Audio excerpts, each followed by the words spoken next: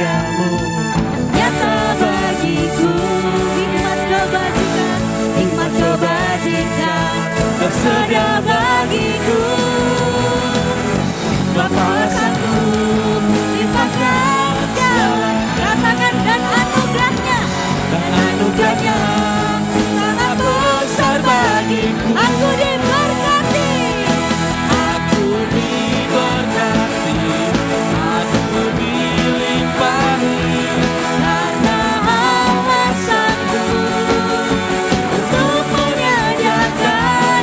Aku diberkati, aku dilimpahi atas sempurna anugerah Tuhan bagiku.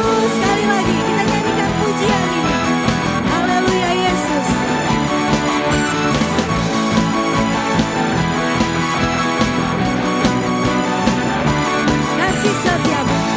Kasih setiamu nyata bagiku. Hikmat kebajikan tersedia bagiku. Sebab Allah sanggup limpahkan segalanya. Dan anugerahnya Tuhan, dan anugerahnya sangat besar. Sama-sama ya tangannya. Aku diberkati, aku dilimpahi karena Allah sanggup untuk menyediakan. Aku diberkati,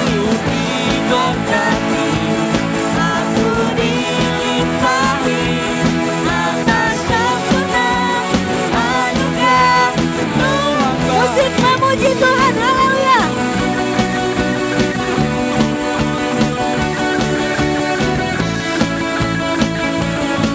Haleluya Yesus. Kami yakin dan percaya kami diberkati Tuhan. Haleluya.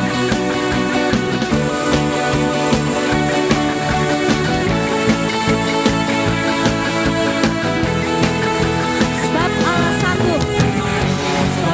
sanggup limpahkan segalanya. Dan anugerahnya sangat besar. Semua tangannya. Aku diberkati, Allah sanggup limpahkan segalanya. Dan anugerahnya sangat besar. Tangannya ya, sama-sama. Aku diberkati, aku dilimpahi karena Allah sanggup untuk menyediakan. Aku diberkati, aku diberkati aku dilimpahi karena Allah sanggup untuk menyediakan. Aku diberkati, aku dilimpahi atas sempurna anugerah Tuhan bagiku.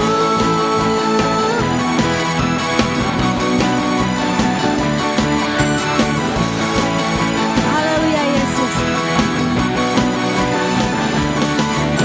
Berikan sorak-sorai yang bagi kemuliaan nama Tuhan. Haleluya.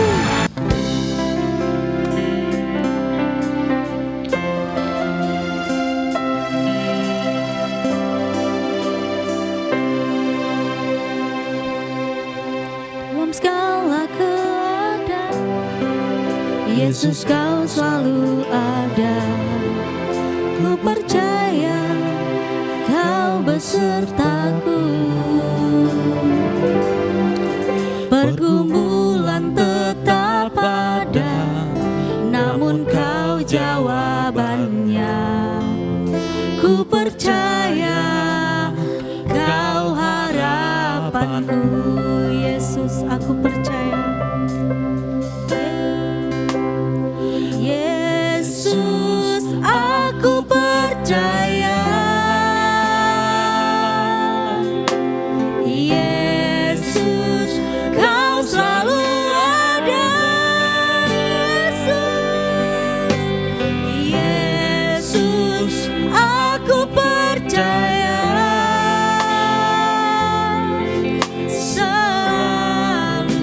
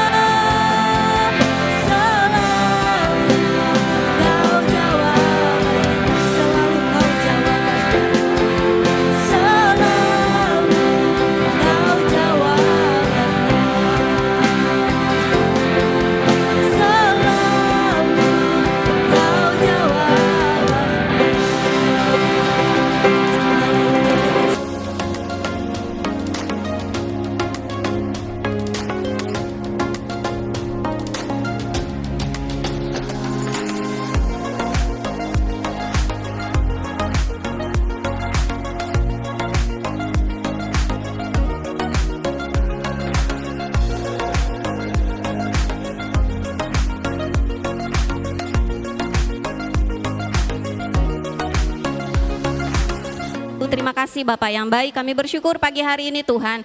Kami mau hadir, kami mau datang ke dalam undangan Tuhan yang luar biasa dalam hidup kami. Kami percaya ibadah ini bukan ibadah yang kebetulan atau hanya rutinitas kami, tapi kami mau Tuhan ibadah ini membawa kami menjadi lebih pribadi yang menjadi lebih baik, di mana Tuhan yang akan mencurahkan isi hati-Mu bagi kami. Kami mau mendengar dan biarkanlah sabda firman itu Tuhan bertumbuh di tanah kami yang subur sehingga berakar dengan kuat, sehingga kami bisa berbuah dan buah itu bisa dinikmati banyak orang. Terima kasih Bapak yang baik, kami siap mendengar, berbicaralah dan biar hanya nama-Mu saja yang diagungkan dan dimuliakan. Kami mengucap syukur dan berdoanya dalam nama Tuhan Yesus. Haleluya. Amin. Baik, di minggu yang kedua ini masih di tema bulanan yang sama, Becoming a Better You ya.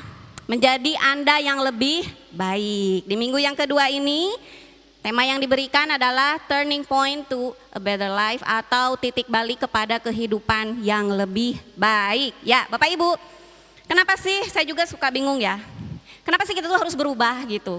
Kenapa kita nggak menjadi diri kita yang ya udahlah apa adanya gitu ya kan? Tapi kok di firman ini kok kita di bulan ini kita kok dituntut untuk berubah gitu ya kan?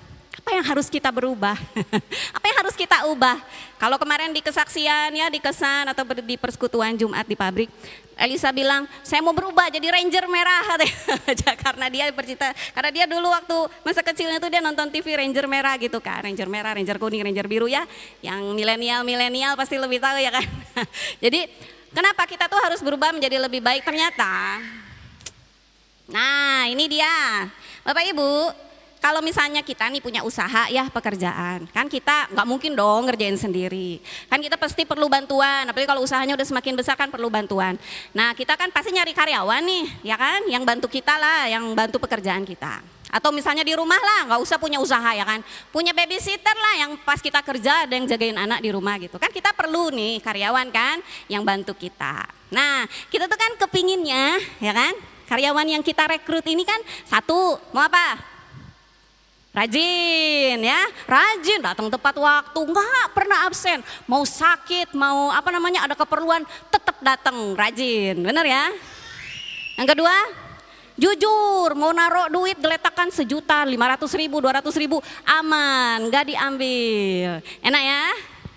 Yang ketiga, bertanggung jawab. Jadi kalau dia mecahin piring, Bu, saya mecahin piring, bener nggak? Masa kita kehilangan apa namanya jam tangan rusak, kenapa ini jam tangan bisa rusak, nggak ada yang mau ngaku ya kan, padahal si bibi yang rusak. Bertanggung jawab, mau ya punya karyawan yang seperti ini kan, jujur, rajin, bertanggung jawab, pokoknya ini idaman lah gitu ya. Nah di sini Pak Bambang yang membuat khotbah ini, dia mengikuti sebuah pelatihan di Jakarta ya. Nah dia itu mau membuat sebuah kurikulum, tapi sebelum dia membuat sebuah kurikulum mungkin di lembaga pendidikan di bawahnya, dia harus ngikutin pelatihan dulu bagaimana cara merancang kurikulum. Nah di sini beliau juga bertanya-tanya bagaimana sih supaya saya tuh bisa membentuk kepribadian daripada orang-orang yang punya karakter mulia tadi. Nah di sini dia mengikuti pelatihan tersebut di gedung PPM yang ada di Jakarta. Di sini pengajarnya tuh bilang gini ya, salah satu orang pengajar di lembaga pendidikan manajemen itu berkata gini, melalui pelatihan kita memang bisa memperluas pengetahuan dan meningkatkan keterampilan dari peserta pelatihan, benar ya? Jadi melalui pelatihan memang keterampilannya bisa ditingkatkan, pengetahuannya bisa ditingkatkan. Tapi sukar sekali untuk merancang kurikulum yang bisa mengubah karakter orang. Susah Bapak Ibu. Seandainya ada pelatihan yang bisa mengubah orang yang asalnya tukang bohong, tiba-tiba keluar dari pelatihan jadi jujur. Atau misalnya orang yang males luar biasa, ngikutin pelatihan jadi rajin. Atau orang yang tadinya lari dari masalah, ikut pelatihan jadi lebih bertanggung jawab. Kalau ada pelatihan kayak begitu, pasti semua pengusaha membawa semua karyawannya ikut pelatihan itu. Ya kan? Iyalah pasti ya kan, mau mahal pun pasti dibayarin gitu kan. Kenapa? Karena jatuh bangunnya sebuah usaha tergantung dari karyawannya. Bagaimana bosnya bisa tidur, bisa karya wisata ke luar negeri, bisa tidur dengan nyenyak, bisa meninggalkan usahanya. Usahanya bisa jalan tergantung dari karyawan yang punya karakter seperti ini. Sama halnya tidak hanya di dunia pekerjaan ya, di dalam gereja juga sama. Pasti Pak Pak gembalanya tuh mengharapkan jemaatnya itu rajin, jujur, bertanggung jawab. Rajin datang ibadah, nggak pernah bolos. Rajin kesan, nggak pernah bolos. Rajin doa, nggak pernah bolos. Ya jujur juga ya kan, dan bertanggung jawab. Semua dalam bidang kehidupan kita. Anak-anak pun kita kan mengharapkan anak-anak kita seperti itu ya kan.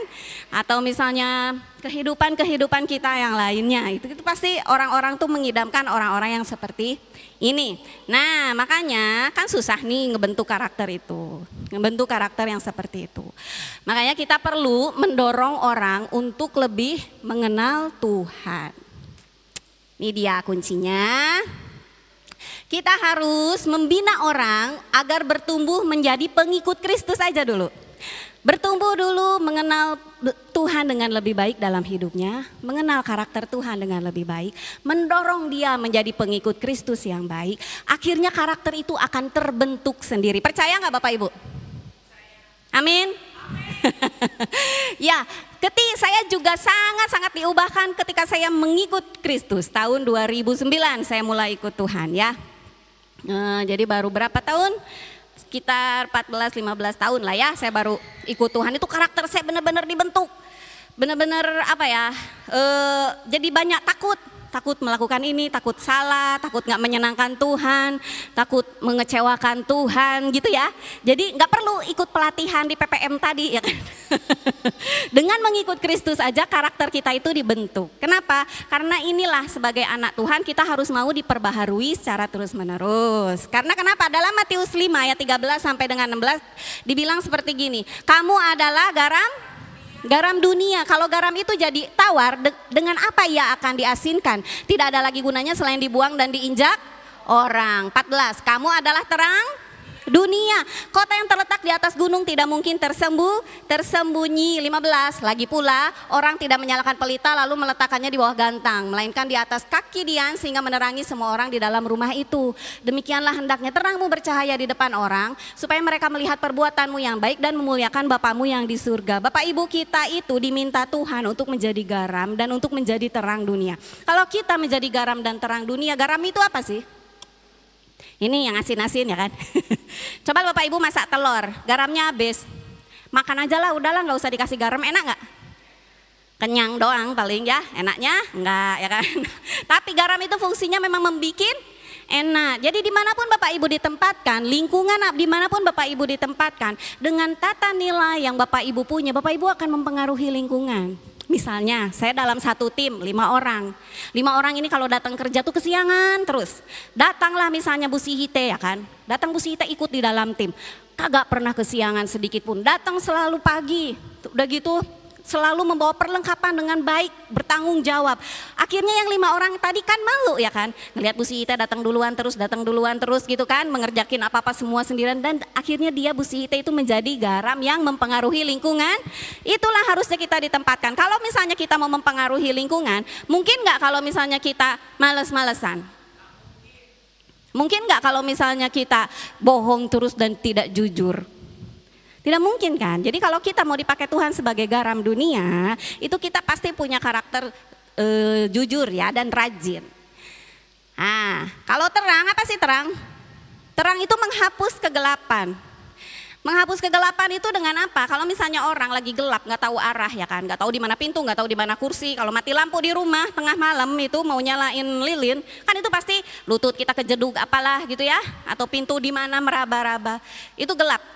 Nah, terang itu fungsinya adalah untuk memberi petunjuk di mana kita bisa mengetahui. Kita bisa memberitakan kebenaran. Jadi ketika ada sebuah lingkungan kita yang tidak benar, kita bisa memberikan kebenaran. Itulah fungsinya terang ya.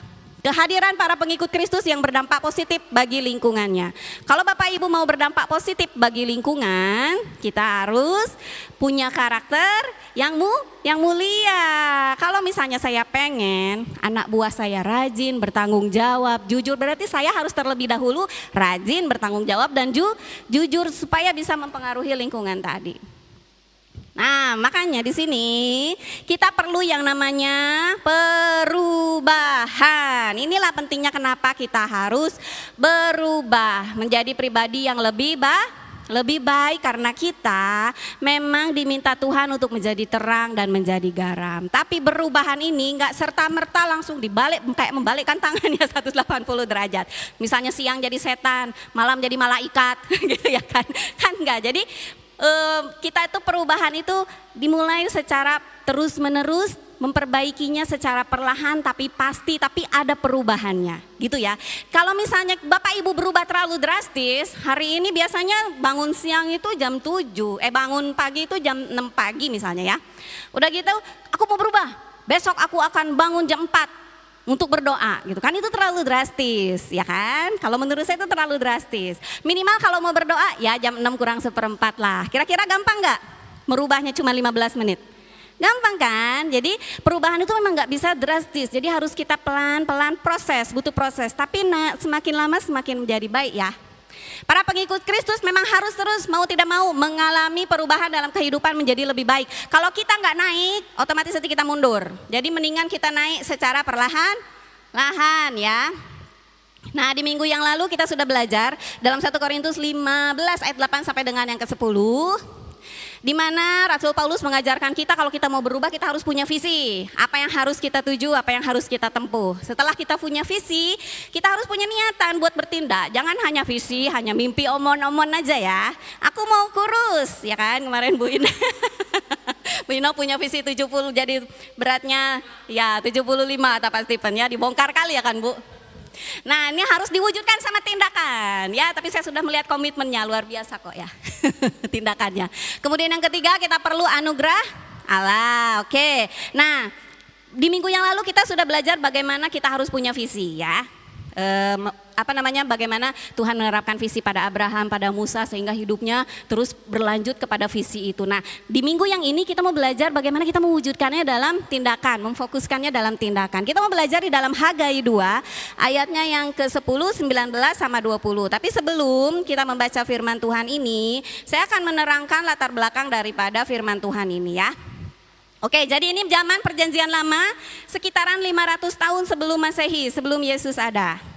500 tahun sebelum Yesus ada, bangsa Yehuda, bangsa Israel yang menghuni kota Yerusalem itu lagi diserang habis-habisan sama kerajaan yang namanya Raja Nebukadnezar dari negeri Babel. Jadi dia lagi dijajah lah ya, dijajah ya. Sekitar 20 tahun dijajahnya pada saat itu, diserang terus, dibombardir terus gitu ya, diserbu terus. Serbuan yang ketiga mengakibatkan bait sucinya runtuh. Ya, mengakibatkan bait sucinya runtuh. Nanti ya ada gambarnya di situ. Nah, pada saat bait suci runtuh, yang orang Nebukadnezar itu juga membawa semua penduduk daripada bangsa Yehuda ini dibawa ke negara Babel untuk diperbudak menjadi orang buangan di sana. Jadi habis dijajah ya, untung bahasa Indonesia mah ya, kan cuma dijajah doang ya kan, diambilin semua hartanya tapi kan gak dibawa orangnya. Kalau ini dibawa orangnya, seorang-orangnya dibawa semua, dibawa ke negeri Babel sana, terus di sana tuh diperbudak dan dibuang. Nah di situ waktu berjalan 50 tahun sesudah keruntuhan bait suci, artinya sekitar 70 tahun bait suci itu hancur dalam keadaan runtuh ya. Bait suci ada tempat di mana Tuhan hadir di situ, tempat di mana umat bangsa Yehuda, bangsa Israel itu beribadah kepada Tuhan itu runtuh. 70 tahun tidak ada kegiatan ibadah, tidak ada kegiatan apapun, runtuh ya, rusak. Dan pada saat 70 tahun bangsa Babel itu diganti namanya menjadi Persia dan rajanya pun diganti menjadi Raja Persia. Raja Persia pada saat itu adalah Kores namanya. Dia mengizinkan bangsa Yerusalem, bangsa Yehuda itu untuk pulang ke negerinya kembali, pulang gitu ya. Sempit di sini, dah sana pulang gitu mungkin ya. Jadi disuruh pulang. Ini kejadiannya terjadi 538 tahun sebelum Masehi. Setiba di Yerusalem, bangsa ini dipimpin pulangnya oleh orang yang bernama Zerubabel. Nah, Zerubabel pada saat itu mengajak orang-orang Yuda, kan udah balik nih ya, balik ke Yerusalem. Orang-orang bangsa Yahudi yang dibuang dari Babel tuh kembali pulang ke negerinya kembali. Nah, si Zerubabel ini yuk kita bangun lagi yuk bait suci gitu. Jadi ngajakin orang-orang untuk membangun kembali yang namanya bait suci. Nah setelah mereka mau membangun lagi 2 tahun doang berhenti lagi. Belum, baru pondasinya doang. Belum jadi, berhenti. Kenapa? Karena diintimidasi sama bangsa yang namanya bangsa Samaria yang ada di situ. Akhirnya berhenti ya, takut mungkin ya kan. Nah setelah terbengkalai lagi 16 tahun kemudian, kan Tuhan nunggu-nunggu ya, kapan rumah saya dibangun ini ya. Karena kok jadi berhenti ya kan, udah disuruh pulang balik ke Yerusalem, malah berhenti lagi, nggak jadi dibangun lagi. Nah akhirnya Tuhan turun tangan. 16 tahun kemudian 520 sebelum Masehi, Tuhan menyampaikan kepada nabinya yang bernama Hagai. Jadi Hagai ini adalah seorang nabi. Dia menyampaikan firman-Nya melalui Nabi Hagai ini untuk membangkitkan semangat bangsa Yehuda membangun kembali bait suci. Kita mau baca sama-sama. Saya undang kita semua untuk bangkit berdiri yuk. Bangkit berdiri, kita mau membaca firman Tuhan. Hagai 2 ayat yang ke-10, 19 dan 20. Yang ke-10 dulu. Siap? 1, 2, 3.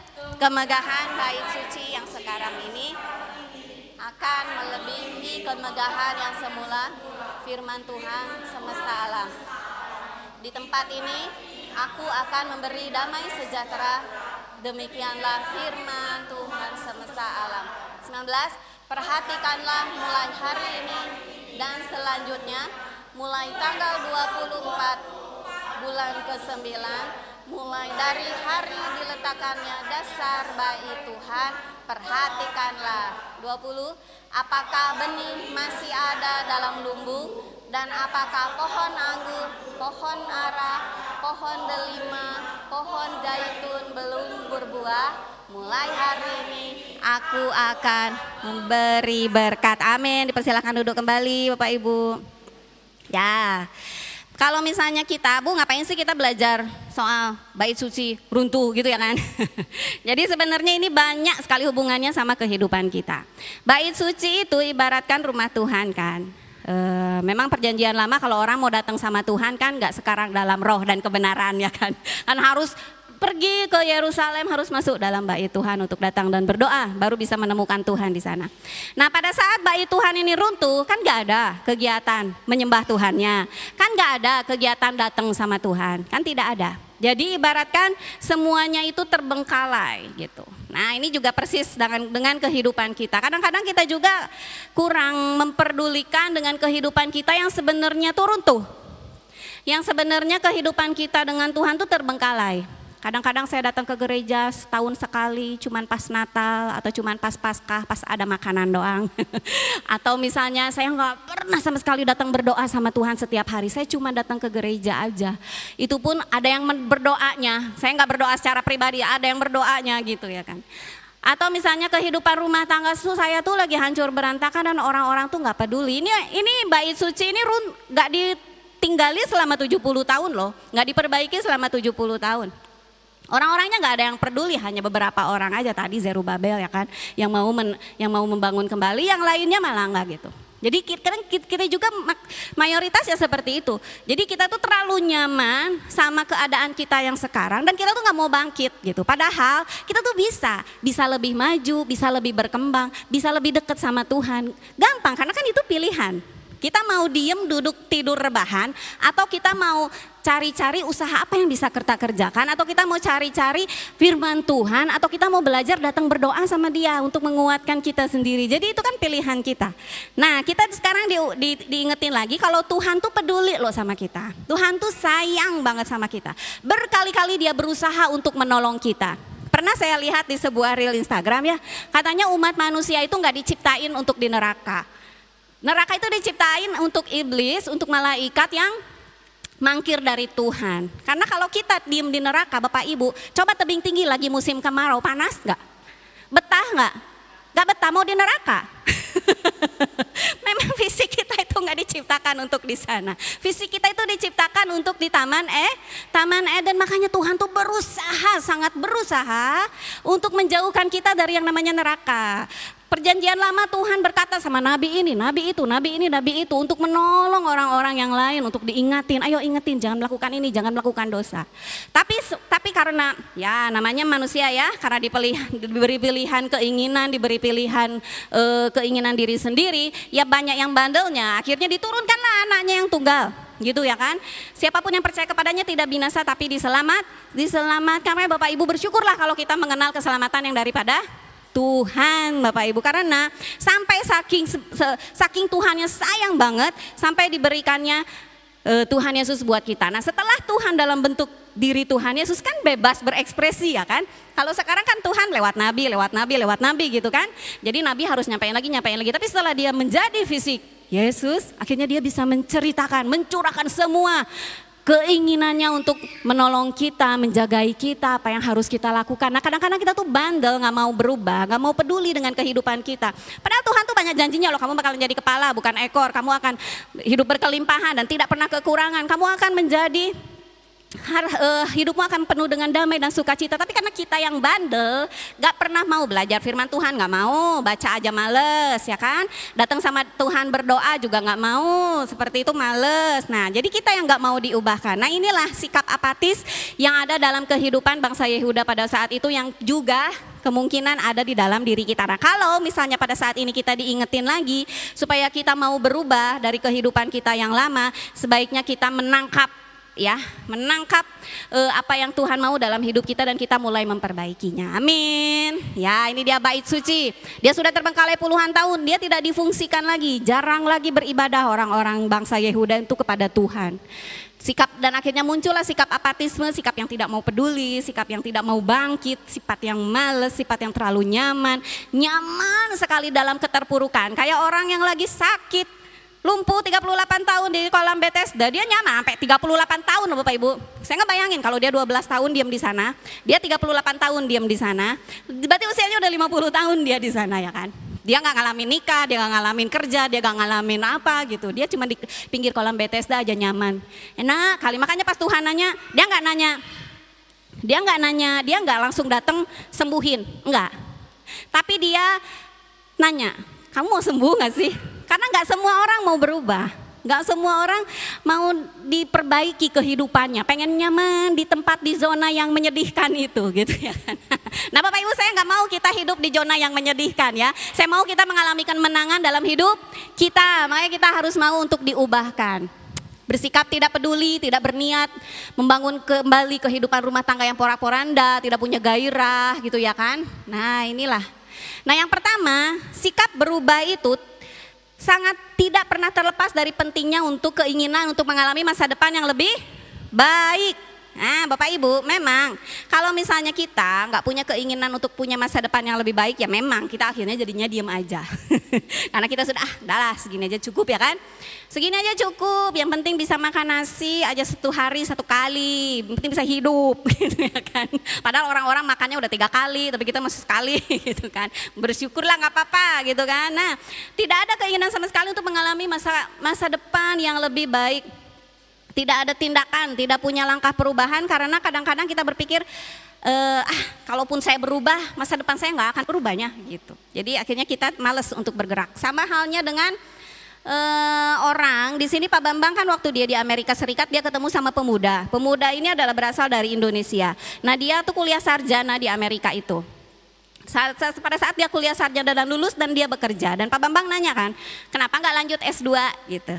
Terus si pemuda ini bilang, Pak kalau di Amerika katanya gelar S2 tuh nggak penting. Jadi kalau mau gelar S2 itu paling kalau mau jadi dosen atau mau jadi peneliti, itulah S2 katanya. Tapi kalau yang lainnya itu untuk kerja praktis itu gelar tuh nggak penting. Jadi yang penting tuh pengalaman kerja gitu. Jadi semakin Bapak punya banyak pengalaman kerja itu semakin dipakai. Oh iya sih, kalau di Indonesia beda ya kan?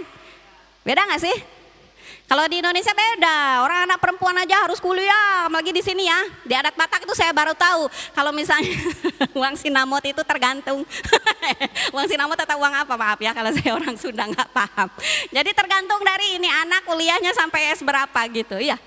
Jadi gelar itu memang lebih penting dibandingin pengalaman kerja, dibandingin lamanya dia punya pengetahuan, banyaknya dia punya keterampilan gitu ya, tapi gelar masih lebih penting. Kalau di Indonesia sih seperti itu mungkin ya, nggak semuanya juga gitu. Malah jadinya karena gelar itu sangat penting, akhirnya orang jadi beli gelar palsu. Ada kan yang S1 bisa beli, ada loh, ayo siapa yang mau. Jadi gelar aspal, asli atau palsu. Jadi tidak tahu dia menguasai ilmu yang seyogianya menyertai gelar tersebut ya. Memang jadi akhirnya pemuda ini tidak mau berubah karena dia merasa kalau kuliah S2 tuh nggak usah gitu, nggak penting. Nah itu, jadi keinginan di masa depan tuh yang seperti apa tuh sangat mempengaruhi tindakan kita pada saat ini. Jadi kalau Bapak Ibu pengen masa depan yang lebih baik, ya kita harus berubah dari sekarang, nggak cuman pengen doang gitu ya kan. Pengen lebih dekat sama Tuhan, ya kita tuh harus berubah mulai dari sekarang. Jangan nanti lagi lah. Oh pasti Pan minta saya melayani, nanti lagi lah. Nanti keburu sakit, keburu nggak bisa ngapa-ngapain, baru tuh pasti Pan tunjuk saya jadi pelayan, kan nggak mungkin gitu. Jadi mumpung sekarang nih masih bisa sehat, masih bisa bergerak gitu kan. Ayo kita melakukan perubahan. Amin. Nah di sini, karena ia memandang bahwa perubahan tersebut tidak mendatangkan masa depan yang lebih baik bagi dirinya, jadinya dia tidak mau berubah ya. Padahal di Hagai 2 ayat 10, 19 sampai 20 yang tadi Tuhan bilang, kemegahan bait suci yang sekarang akan melebihi kemegahan yang semula. Aku akan memberikan damai sejahtera. Bapak Ibu, damai sejahtera itu memang impian bangsa Yehuda pada saat itu. Kalau saya Pak damai sejahtera Bu, nggak perlulah, yang penting saya punya duit banyak. Sekarang ini paling seperti itu ya Bapak Ibu. Tapi pada saat itu damai sejahtera itu sangat-sangat diidam-idamkan oleh bangsa Yehuda. Karena kenapa? Karena mereka diserang terus, mereka dijajah terus. Bapak Ibu bayangin, sampai detik hari ini pun mereka masih diserang terus. Saya pernah ke Israel ya, tahun 2014, tour guide saya bilang kayak gini. Sampai saat ini, pada saat kita lagi mau ke Bait Suci ya, perjalanan ke Bait Suci. Dia bilang kayak gini, bangsa Israel sampai saat ini masih berdoa shalom. Apa coba berdoa shalom tuh? Masih berdoa minta damai. Karena pada saat itu, waktu saya masuk ke kota itu, tentara di mana-mana Bapak Ibu. Bapak Ibu mau main wisata lah ke Danau Toba, tapi tentara di mana-mana. Oh, takut ya kan, senjatanya loh panjang-panjang, laras panjangnya. Mereka gak ngomong aja, melotot aja saya udah takut gemeteran gitu. Jadi mau main dengan sukacita bagaimana, mau ke suatu tempat aja harus lari, cepet lari, harus lari gitu loh. Terus setiap 5 menit dibuka bisnya, masuk tentaranya, dilihat nanti barangkali ada orang Palestina atau orang apa yang sembunyi di bis sambil bawa senjata. Jadi banyak sekali pos masuknya. Kenapa? Karena mereka tuh merindukan damai. Jadi damai itu memang hal yang sangat-sangat mereka impikan. Makanya Tuhan berjanji apa? Memberikan damai sejahtera. Tapi ya namanya bangsa yang bebal ya. Namanya bangsa yang bebal. Tuhan Yesus sudah datang aja ke negeri mereka 2000 tahun yang lalu ya masih bebal gitu. Masih banyak yang tidak percaya kepada Kristen. Kristen di sana tuh minoritas. Sama kayak di sini, hanya sekitar 30% aja yang percaya Tuhan Yesusnya. Sisanya mereka belum menerima Mesias, bilangnya seperti itu. Jadi mereka itu masih menangis di tembok ratapan dengan berkata, kami merindukan Mesias. Sampai saat ini coba Bapak Ibu gimana tidak bandel coba. Jadinya masih aja diserang terus sampai saat ini. Saya nggak ngerti kalau wisata ke sana masih boleh apa enggak ya. Nah jadi damai sejahtera itu memang hal yang sangat bangsa Yehuda idamkan. Nah apa yang kita idamkan gitu. Apakah kita juga pasti punya satu hal yang benar-benar kita idam-idamkan kan. Punya sukacita damai sejahtera dalam masa depan kita. Nah ini sudah Tuhan mau kasih buat kita. Asal apa? Asal kita mau membangun kembali bait suci yang runtuh. Asal apa? Asal kita mau bangun hubungan kembali yang rusak sama Tuhan. Amin. Yang sudah jarang berdoa, nih diingetin nih, supaya datang lagi berdoa sama Tuhan. Bangun lagi hubungan relasi sama Tuhan, itu kuncinya untuk masa depan yang penuh dengan damai sejahtera. Bapak Ibu percuma punya uang banyak kalau nggak punya damai. Tidur nggak nyenyak ya kan, sakit-sakitan, ketakutan. Orang damai sejahtera tuh bisa menikmati apapun, meskipun kagak punya uang. Tapi damai, kalau Bapak Ibu punya damai sejahtera, nikmat semuanya Bapak Ibu, dicukupkan sama Tuhan semuanya. Makanya damai sejahtera ini penting ya. Caranya, syaratnya bangun kembali bait suci. Perbaiki kembali hubungan kita dengan Tuhan. Ambil langkah perubahan. Datang berdoa sama Tuhan 5 menit aja Tuhan udah seneng ya. 10 menit, besok jadi 15 menit. Jangan terlalu drastis, 2 jam. Nanti 2 jam datang sama Tuhan, besoknya pleng setahun. Dirapel. Dirapel ya Tuhan 2 jam. Capek kan, makanya jangan terlalu memaksakan diri. Ya udahlah 5 menit. Yang penting konsisten setiap hari ya. Bangun kembali, kan bait suci juga nggak mungkin jreng langsung jadi memangnya. Bangun apa itu yang namanya itu? Bangun candi, oh 1 malam langsung jadi, enggak kan? Jadi dia perlahan tapi pasti. Ya, yang kedua, tindakan perubahan itu penting tidak terlepas dari kesediaan untuk meninggalkan kemapanan. Apa sih kemapanan itu? Kemapanan tuh ketika kita nyaman ya, pada saat di situasi kita yang sekarang yang membuat kita males keluar dari zona nyaman itu. Kemapanan adalah akhir dari kemajuan, awal dari baca sama-sama yuk. Kemapanan merupakan akhir dari kemajuan. Ya, amin, biar gak ngantuk ya. Oke, nah ini dia mapan. Mapan itu kan berarti kalau mapan itu kan diem di sini, ini mapan nih, enak nih. Nah kalau kita mau maju, mau gak mau kan kita harus melangkah. Benar gak? Hah? Mau mundur pun kan kita harus melangkah. Atau saya mau maju seret dong, dorong dong. Ya tetap aja berubah dari posisi yang semula. Nah kemapanan adalah merubah, meninggalkan posisi kita yang lama. Masuk ke posisi kita yang baru. Itu adalah merubah kemapanan ya. Nah perubahan yang positif harus dilakukan dengan upaya.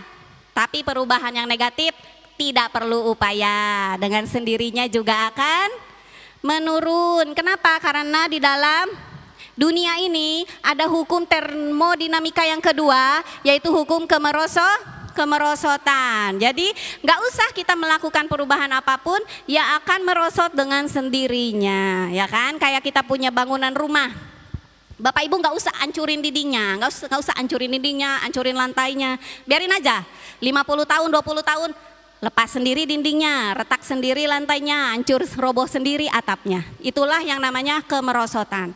Jadi kalau tidak ada upaya yang kita lakukan, ya dia akan merosot dengan sendirinya. Sama dengan taman bunga juga sama seperti itu. Kalau misalnya kita mau taman kita hancur, ya nggak usah dirusak-rusak, nggak usah ditumbuhin semak belukar, nggak usah. Nanti dengan sendirinya dia akan muncul semak belukar ya, dengan sendirinya bunga mawarnya akan layu mati gitu ya kan. Jadi itulah yang namanya hukum kemerosotan. Sama halnya dengan kita. Bapak Ibu mau merosot hidupnya hancur? Ya nggak usah melakukan upaya apapun. Ya begini aja, lakukan seperti rutinitas biasa. Datang terlambat, males-malesan, nggak punya visi, nggak punya langkah-langkah perbaikan, ya, nggak punya tujuan, ya rutinitas seperti biasa aja melakukan bangun, pergi bekerja, pulang, tidur, main HP, besok bangun, itu dijamin akan mengikuti hukum termodinamika, yaitu kemerosotan. Orang-orang di lain sudah naik, sudah maju, sudah jadi manajer, sudah jadi pengusaha, sudah jadi apapun, tapi kita masih diam di situ aja. Makanya kita cek diri kita sendiri nih, apa kita masih stuck ya, terjebak di posisi yang pada saat ini mungkin kita lagi ada di zona nyaman yang membuat kita tidak mau berubah. Padahal di dalam Hagai 2 ayat yang ke-10 Tuhan bilang gini, kemegahan bait suci yang sekarang akan melebihi kemegahan yang semula, akan berubah, nggak sama yang dulu. Jadi pada saat bait suci itu runtuh, hancur, ya kan, dia akan berubah menjadi megah, Bapak Ibu. Amin. Jadi Bapak Ibu, nah perubahan ini di sini Tuhan mengatakan ya akan melebihi bait suci yang semula kemegahannya. Nah bait suci yang megah ini nggak bisa terwujud kalau umatnya berpuas diri dengan keadaan yang pada saat ini. Jadi Bapak Ibu mau hidup Bapak Ibu megah nggak sih? Atau ya lah Bu segini-segini aja gitu. Kan kita pengen lah ngalamin yang namanya kemegahan dalam hidup kita, benar nggak? Amin. Kan kita nggak mau diem kayak gini terus kan. Pengennya kan kita itu jadi berkat, pengen punya karyawan banyak untuk bisa menolong banyak orang. atau misalnya kita tuh pengen mulai dipandang oleh masyarakat di sekitar kita, atau kita mulai diakui lah sama keluarga-keluarga kita, ya kita harus mau out of the box, keluar dari zona nyaman kita dengan cara membangun kembali rumah Tuhan, hanya itu. Nah, Tuhan menjanjikan kepada kita kehidupan yang megah ya. Amin. Ya, kalau kita mengharapkan masa depan yang lebih baik, jangan berpuas diri dengan keadaan yang sekarang. Bersedia meninggalkan kemapanan dan alami perubahan secara terus-menerus. Padahal Tuhan tuh pengen banget kalau kita tuh hidup luar biasa.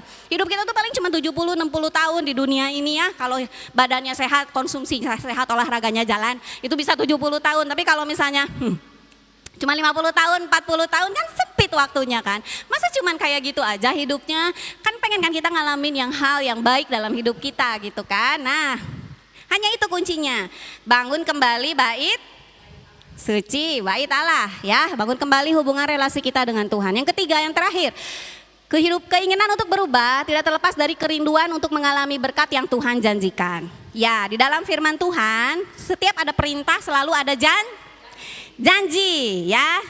Suka kan baca firman Tuhan kan? Kan selalu seperti itu. Datanglah ke dalam kerajaan Allah terlebih dahulu, maka semua akan ditambah, semua akan ditambahkan. Berilah maka kamu akan beri, bersukacitalah senantiasa. Aku katakan bersukacitalah, seperti itu ya kan? Semua janji-janji di dalam semua perintah dalam firman Tuhan itu selalu ada janji.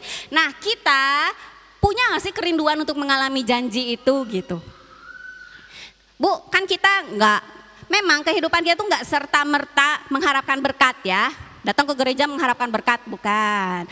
Tapi memang kita ini menangkap anugerah Tuhan yang Tuhan sudah menyelamatkan kita, dan kita mau menyenangkan hatinya Tuhan melalui tindakan-tindakan kita karena Tuhan sudah baik banget sama hidup kita, memang iya. Tapi Tuhan juga memberikan janjinya. Kalau Tuhan memberikan janjinya berarti dia menghendaki kita mengharapkan janjinya. Misalnya nih, Bu Elvi, Tian, kalau kamu nanti tahun ini ranking 1, Mama akan kasih kamu HP iPhone. Gitu ya kan? Nah, berarti kan Tian boleh dong mengharapkan, ya kan? Walaupun memang dia jadi ranking 1 nggak cuma iPhone aja tujuan dia kan, enggak, tapi nyenengin Mama ya, yang sudah menolong Tian, yang sudah bekerja buat Tian, tapi juga supaya di kelasnya jadi Tian jadi terpandang gitu kan. Tapi Tian kan boleh mengharapkan iPhone tadi kan.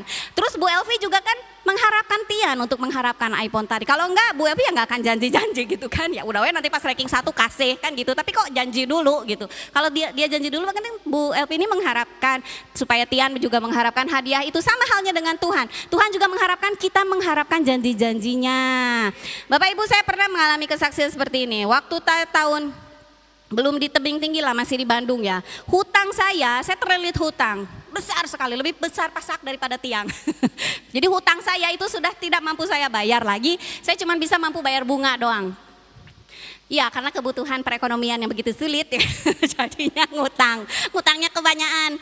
Nah, Bapak Ibu, saya nggak sanggup bayar. Apa yang saya lakukan? Saya cuma berpegang sama janji Tuhan aja. Karena kalau saya memberikan persepuluhan, katanya Tuhan akan membukakan tingkat-tingkat langit, ya kan? Akan memberkati kita secara turun-temurun. Tuhan tidak mau berhutang. Aku memberikan perpuluhan, enggak aku bayarin sama hutang, aku bayarin ke gereja. Jadi ke tukang hutang tadi saya cuma bayar bunga aja, bayar bunga. Tapi saya lagi nyogok Tuhan, Bapak Ibu, dengan cara memberikan persepuluhan. Saya mau percaya, saya mau bilang saya percaya sama janji Tuhan. Saya mau melihat Tuhan buka tingkap-tingkap langit. Apa yang Bapak Ibu saya alami? Saya dapat motor gratis. Saya dapat motor gratis. Nggak tahu gimana caranya, pokoknya itu gratis. Motor baru gratis. Udah gitu saya bisa melunasi hutang saya yang tadi sebanyak itu, bisa saya lunasi tanpa kurang suatu apapun. Jadi memang Tuhan tuh luar biasa dalam hidup saya. Ketika saya mau berjanji, saya bukan menguji Tuhan ya, tapi saya mau berharap banget sama janji-janjinya gitu. Jadi Bapak Ibu, penting sekali kita juga mengharapkan janji itu, karena kalau kita mengharapkan janji itu kita mau melakukan gitu. Ketika Tuhan bilang datanglah terlebih dahulu ke dalam kerajaanku, maka semua akan ditambahkan. Yuk coba datang dulu dong. Setiap pagi datang dulu, cari Tuhan dulu sebelum cari nasi untuk dimasak, sebelum cari sarapan, sebelum cari mandi, datang dulu sama kerajaan Tuhan, datang berdoa sama Tuhan ya. Karena katanya semua akan ditambahkan. Bapak Ibu mau ngalamin gak sih semua ditambahkan? Apa yang kita perlu ditambahkan ya. Bukan didapat doang, ditambahinnya juga gitu kan. Nah jadi berpeganglah sama perintah Tuhan dan idam-idamkanlah janjinya Tuhan. Karena Tuhan juga mau kita mengharapkan janjinya Tuhan ya. Nah di dalam Hagai 2 ayat 10, 19 sampai 20, kan ayat 19 bilang gini ya. Perhatikanlah mulai hari ini. Mulai hari ini itu adalah mulai dari hari diletakkan dasar bait Tuhan. Kenapa? Karena mulai hari ini aku akan memberikan berkat. Bapak Ibu enggak nunggu bait sucinya selesai, enggak. Tapi mulai dari hari diletakkan batu pertama doang ya. Apa pengesahan? Kalau di kita pengesahan ya kan, gunting pita, peletakan batu, langsung turun berkat Bapak Ibu. Apa maksudnya? Jadi nggak nunggu dulu 2 tahun Bapak Ibu berdoa sama Tuhan baru Tuhan curahkan berkat, enggak. Mulai besok aja pagi Bapak Ibu datang nih jreng sama Tuhan. Haleluya, Tuhan Yesus datanglah dalam hidupku. Langsung turun berkat, amin. Alami dong janji itu ya. Ini bukan saya yang janji loh. Bapak Ibu kalau nggak percaya sok silahkan buka kitabnya sendiri. Di dalam Hagai ini adalah janji yang Tuhan berikan ketika kita mau membangun relasi sama Tuhan. Jadi ini tuh nggak sepele, tapi ini tuh penting sekali kalau kita mau hidupnya diperbaharui, karakter kita diperbaharui ya. Oke, jadi penting sekali untuk mengambil langkah dalam ketaatan. Kalau Bapak Ibu terlilit hutang, coba mulai bulan depan Bapak Ibu kasih perpuluhan. Melangkah dulu dalam ketaatan. Melangkah dulu. Bapak Ibu takut kekurangan? Berilah maka kamu akan diberi. Tuhan tuh pengen hidup kita itu berkelimpahan, tapi jangan sampai pikiran dan harta kita tuh sama mamon tadi gitu. Kenapa kita harus memberikan perpuluhan? Tuhan tuh nggak perlu duit kita, nggak perlu. Dia tuh Allah yang sangat kaya raya dengan apa namanya, yang luar biasa ya, yang Dia ciptakan. Dia sudah memiliki semuanya. Dia nggak perlu harta kita yang cuma berapa ratus ribu gitu ya kan. Nggak peduli dia, nggak perlu gitu. Tapi Tuhan tuh pengen kita tuh nggak naruh hati sama harta tadi. Kalau kita mau melepaskan harta itu, maka Tuhan akan menambahkannya. Karena Dia tahu, oh saya yang jadi prioritas utama bukan harta itu, ya. Oke. Ya, hari ini kita belajar bagaimana kita menjadi lebih baik. Langkah-langkah yang harus kita lakukan yaitu membangun kembali bait suci Tuhan, membangun kembali kehidupan kita yang runtuh, mulai peduli lagi dengan kehidupan kita yang porak-poranda, enggak cuma dengan Tuhan tapi dengan sesama manusia. Kalau Bapak Ibu hubungannya lagi porak-poranda, misalnya dengan tetangga, dengan saudara kita yang jauh, dengan orang tua, mulai bangun kembali. Kalau kita menjadi pribadi yang lebih baik, mulai bangun kembali, mulai hubungi lagi ya, mulai kembali komunikasi. Seperti kita mulai komunikasi sama Tuhan, mulai komunikasi lagi dengan orang-orang yang berhubungan yang jauh, sama musuh, sama yang kita benci, sama yang kita nggak bisa maafkan. Mulai kita bangun kembali hubungannya. Jadi semuanya akan Tuhan berikan bagi kita. Damai sejahtera, sukacita, penguasaan diri, semuanya akan Tuhan berikan kepada kita. Jangan berpuas diri dengan keadaan kita yang sekarang. Jangan biarkan kemapanan menguasai diri kita ya kan. Kenyamanan, kemalasan menguasai diri kita. Jangan, itu niatnya iblis untuk menjauhkan kita dari Tuhan. Karena firman Tuhan itu adalah hal yang paling iblis takutkan. Iblis tuh gak takut sama Andreas yang lagi main gitar listrik, sama yang main keyboard, sama yang khotbah. Di sini pun iblis tuh gak takut. Dia tuh mulai takut sama kita ketika kita mulai membuka dan membaca firman Tuhan. Kenapa? Karena Bapak Ibu jadi tahu kebenaran. Gitu. Karena Bapak Ibu jadi punya kuasa. Karena roh yang ada dalam Bapak Ibu jadi berkuasa, jadi punya karunia. Bapak Ibu tumpang tangan, sembuh. Bapak Ibu lihat yang kesurupan, pergi setannya. Karena Bapak Ibu jadi punya kuasa gitu. Ketika Bapak Ibu mulai membaca firman Tuhan. Jadi firman Tuhan itu sangat penting. Dan di situ ada janji-janji Tuhan yang membuat kita jadinya bergerak untuk melakukan taat sama perintah Tuhan gitu ya. Nah jadi minta Tuhan, anugerah Tuhan untuk memampukan kita. Nggak mungkin kita bisa merubah kita dengan kekuatan kita sendiri. Makanya kita perlu membangun relasi dengan Tuhan itu kenapa? Karena kita perlu pertolongan Tuhan untuk membantu kita berubah gitu ya. Anugerah Tuhan yang menyelamatkan kita adalah anugerah yang memampukan kita mengalami perubahan dalam hidup kita. Amin. Haleluya. Mari kita sama-sama berdoa. Terima kasih Tuhan, terima kasih ya Bapak. Bersyukur pada siang hari ini Tuhan kami bisa mendengarkan sabda firman Tuhan. Kami mau belajar untuk kami bisa mengubahkan hati dan pikiran kami yang keras Tuhan. Dan biarkanlah Tuhan kami mau mengalami Tuhan janji-janji Tuhan dalam hidup kami. Kami perlu anugerah Tuhan dalam hidup kami untuk memampukan kami Tuhan untuk bisa keluar daripada zona nyaman kami. Keluar daripada kemalasan kami Tuhan untuk kami bisa bergerak, berubah, memposisikan diri kami menjadi pribadi yang lebih baik. Apapun itu Tuhan, dalam hal pekerjaan, dalam hal usaha Tuhan Yesus, dalam hal pelayanan kami juga kami mau menjadi bergerak lebih maju, lebih baik lagi dalam hidup kami Tuhan. Kami mau menangkap pesan Tuhan pada siang hari ini Tuhan. Jangan biarkan kami semakin terlena, semakin terbengkalai karena nanti hidup kami menjadi merosot Tuhan Yesus. Tapi kami mau semakin maju, semakin berubah menjadi pribadi yang lebih baik lagi, yang menyenangkan dan memuliakan hati Tuhan. Sehingga kehidupan rumah tangga kami menjadi lebih baik, kehidupan masa depan kami, masa depan anak-anak kami semua menjadi lebih baik oleh karena ada Tuhan yang bersama dan menyertai hidup kami. Terima kasih Tuhan. Kami selesai mendengar, tapi kami percaya Roh Kudus-Mu yang akan terus mengingatkan kami untuk kami terus menjadi pribadi yang lebih baik dan lebih diubahkan lagi Tuhan Yesus. Kami mengucap syukur, menyerahkan firman ini ke dalam tangan kasih-Mu. Jadi dalam nama Tuhan Yesus, mari kita semua yang sepakat dan percaya kita katakan amin. Terima kasih.